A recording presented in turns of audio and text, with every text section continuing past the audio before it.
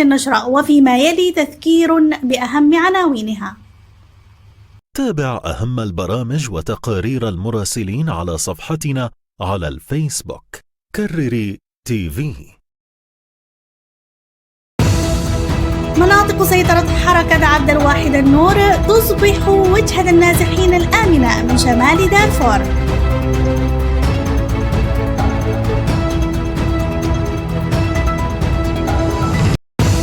تقرير الأممي: ربع أطفال العالم يواجهون الفقر الغذائي الشديد في مرحلة الطفولة المبكرة.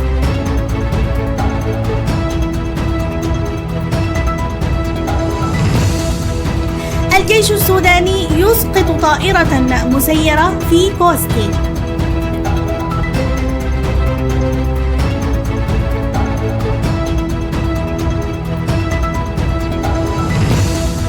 قوات الدعم السريع من داخل منطقة ود النورة تعرض الاستعدادات العسكرية للمستنفرين قبل المعركة.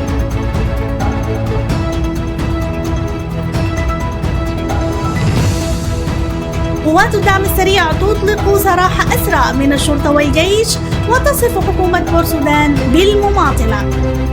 إلى اللقاء. بسم الله الرحمن الرحيم. قوات الدعم السريع. بيان مهم. ظلت قوات الدعم السريع تقدم المبادرات الإنسانية انطلاقا من القيم التي تؤمن بها والتزاما بالقانون الدولي الإنساني وأعراف وتقاليد الشعب السوداني، حيث قامت بطرح مبادرة قبل نحو 6 أشهر بإطلاق سراح عدد 537 من منسوبي الشرطة من ضباط وضباط صف وجنود، فضلا عن مبادرة أخرى في مايو الماضي بإطلاق سراح عدد 202 من أسرى الجيش. وتمت مخاطبة اللجنة الدولية للصليب الأحمر التي رحبت بالمبادرة. بدأت اللجنة الدولية للصليب الأحمر الإجراءات بين الطرفين لإتمام عملية الإفراج، لكن الجيش أخذ يماطل ويضع العراقيل أمام عملية التسليم والتسلم. نحن في قوات الدعم السريع ندرك تماما أن الجيش يرفض استلام أي أسير، وهنالك عدد من الشواهد أبرزها قيام الجيش في يونيو 2023 بغصب أحد المقار التابع له، والذي كان يوجد فيها عدد من أسراه من كبار الضباط، مما أدى إلى مقتل وجرح 26 منهم.